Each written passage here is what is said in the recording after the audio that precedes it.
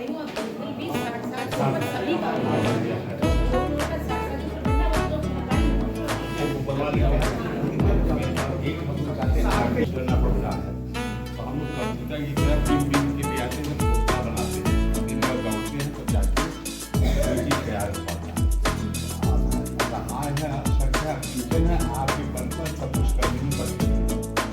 और ये कोई नहीं बताया होगा 64वें नंबर की आपकी सरकारी है, 64 मिनट चलाए आप 64वें नंबर की माँ के धाम जैसे चलने वाली पहली आपकी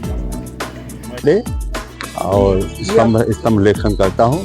जी बताइए कि हम आज पत्रकारों के हितों के लिए कुछ डिमांड लेके हम लोग आए थे। मुख्य बात डीएम साहिबा ने एक बात कही कि कई संस्थाएं हैं, कई क्लब हैं पत्रकारों के, तो उनको बताया गया कि आज ये किसी बैनर तले, किसी पत्रकार संस्था के बैनर तले हम लोग नहीं आए हैं, सबके लिए A to Z पत्रकारों के लिए।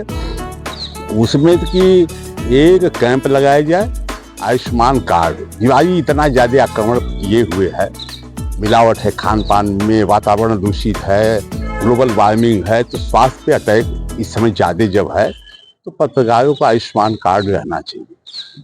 तो वो कैंप लगाकर उसमें पत्रकार उनके परिवार को किया जाए, आयुष्मान कार्ड बनाया जाए।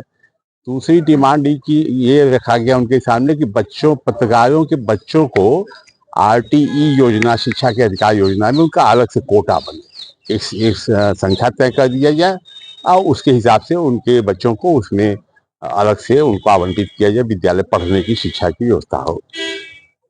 तीसरे कि पत्रकार लोग जब कोई कार्यक्रम करते हैं तो कोई भी धर्मशाला या मैरिज हॉल लेने जाते हैं, पैसा लगता है, तो जो गवर्नमेंट की संस्थाएं हैं वो स्थल हैं, जैसे सिटी क्लब है, तो वो निःशुल्क मिले और केवल इस पत्रकारिता के बैठकों के लिए नहीं, उनके घर कोई मांगलिक कार्यक्रम हो तो वो भी निःशुल्क दिया जाए। सिटी क्लब खास तौर से सिटी क्लब ही है, तो वो उनके घर के परिवार के शादी विवाह, उपनयन, जनेऊ, जो भी हो, सबके लिए निःशुल्क दिया जाए। इस पर डीएम साहिबा सहमत थी।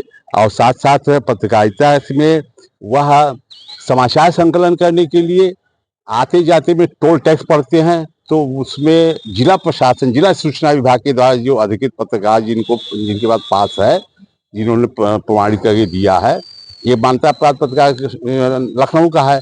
उसके अलावा बहुत से लोग छूटे रहते हैं, तो जिला सूचना अधिकारी के हस्ताक्षर से टोल टैक्स के पास मौजूद हो, टोल टैक्स की छूट दी जाए। और साथ साथ पत्रकारों के संबंध में ये हुआ कि त्रैमासिक बैठक हो, पहले होता था, बैठकें होती थी कि एक तरफ संबंधित विभाग के अधिकारी बैठ जाते थे, एक तरफ पत्रकार लोग, सब प्रश्न पूछे जाते थे। ये लुप्त है, उससे एक संदेश जाएगा जिले भर के विभागों में कि नहीं, ये प्रशासन पारदर्शी स्वरूप चाहता है। अन्यथा किसी विभाग में चले जाइए, सब टालते हैं, बताने से पीछे हटते हैं, जनता जानना चाहती है। जैसे आज हम लोगों ने पूछा कि जो लाल निशान, एक भय का वातावरण शहर के अंदर है, तो डीएम साहब ने बताया, उस पर विस्तार से बताया कि जो राजस्व के अभिलेखों में जहाँ तक की जमीन है उसको वहाँ हम चिन्हीकरण किए हैं। चौड़ीकरण का होगा तब वो अलग से जाएगा, तो उसमें तो फिर पैसा मिलेगा, इसमें नहीं मिलेगा। इसमें वह जो जिन्होंने अतिक्रमित कर लिया। इसके साथ साथ जनता के हितों के मुद्दे भी उठाए गए। पत्रकार जहाँ होगा जनता के हित के मुद्दे की बात करेगा।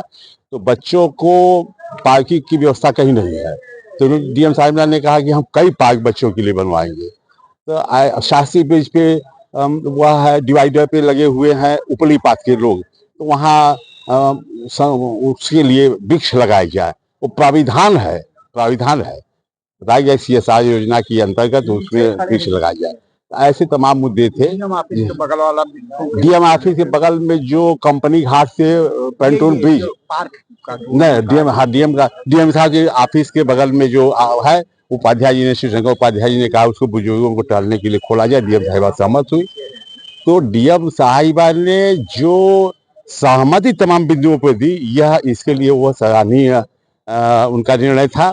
और कहीं उन्होंने ये नहीं कहा, उन्होंने सारे मुद्दों को कहा कि वाजिब है, जायज है, और उस पर हमें उम्मीद है कि आगामी दिनों में उसके परिणाम सामने आए।